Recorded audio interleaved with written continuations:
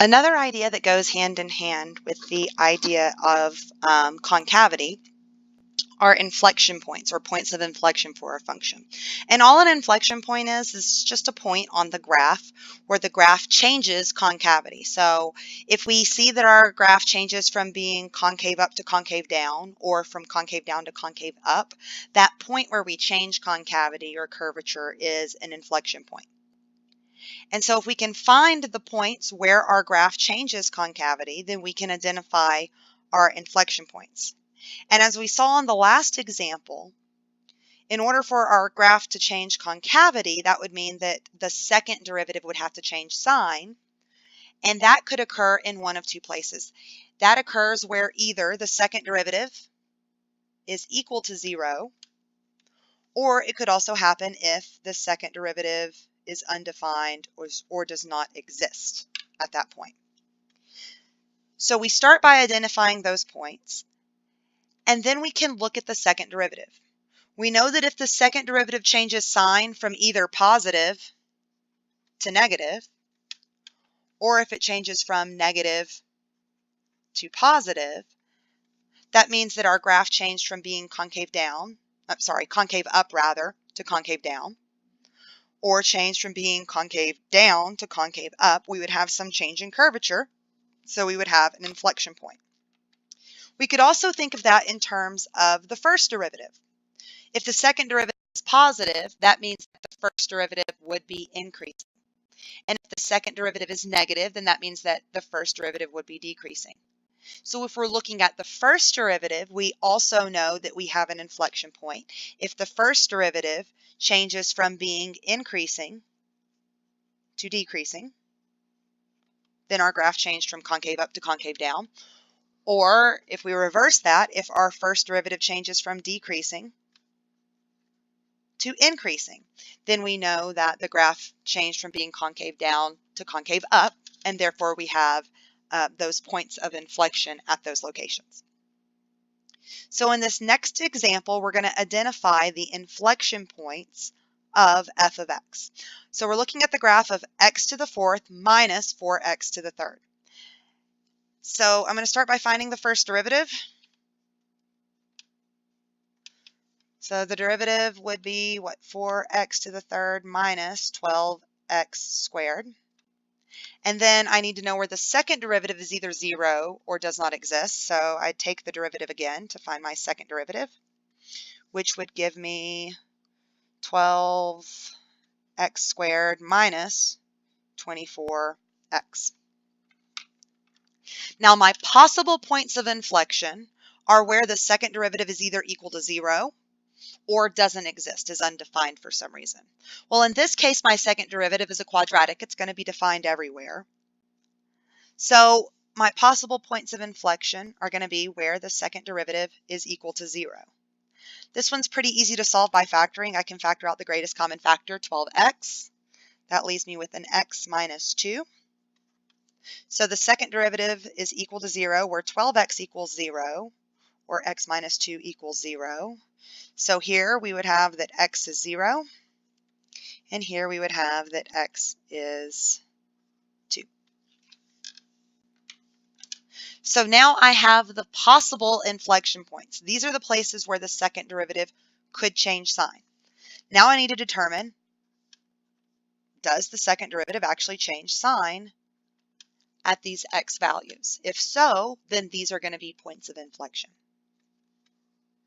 So we'll look at the sign of the second derivative. If I put in a value that is less than 0, I'm going to have a negative times another negative is going to give me a positive. If I plug in a number that's between 0 and 2, then this piece will be positive, but x minus 2 will be negative, so I'll have a positive times a negative, which means that in this region my second derivative will be negative. And if I plug in a value that's larger than 2, then I'm going to have a positive value times another positive value, which means that in this region my second derivative is positive. So again, that means that my function for the values less than 0 will be concave up. In between 0 and 2 will be concave down. And then after 2 will be concave up again. So our points of inflection, the points where we change concavity, are going to be at 0 and at 2. To find the actual points, we need to go back to our original function. So we know we have an inflection point at x equals 0. So if I put 0 in, I've got 0 to the 4th is 0, minus 4 times 0 is 0, so 0. I also have an inflection point where x is 2. So 2 to the 4th would be 16, minus 4 times 2 to the 3rd is 8. So I have 16 minus 32 gives me negative 16.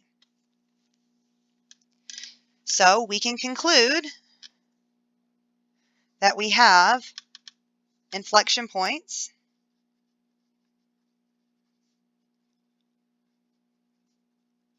at the point 0, 0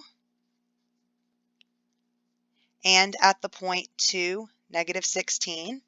And again, we need to give some kind of justification. We know that those are inflection points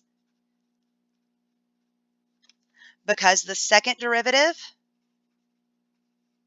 changes from positive to negative, or from negative to positive at these points.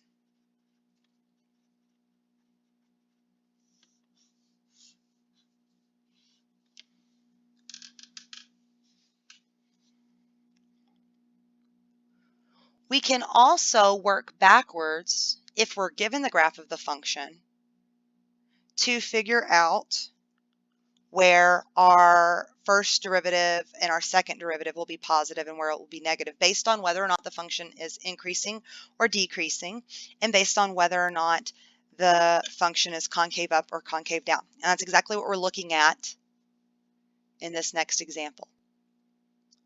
So in this one, they've given us the graph of f. We want to know what are the signs of the first and the second derivative on the interval from 0 to 3. So if we look at the graph of f from 0 to 3, notice that over that entire interval, the function is decreasing.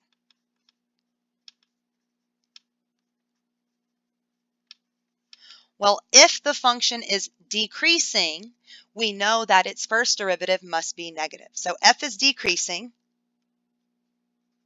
so we know that the derivative is negative.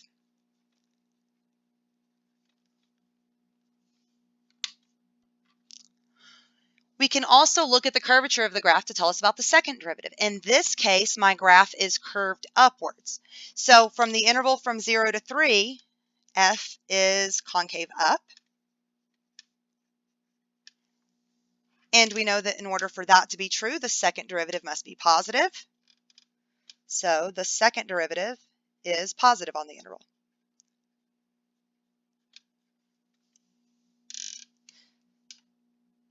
So we can work backwards, given the graph, to determine the sign of the first and second derivative. The same way we can take the sign of the first or second derivative and determine where our function is increasing, decreasing, concave up, and concave down.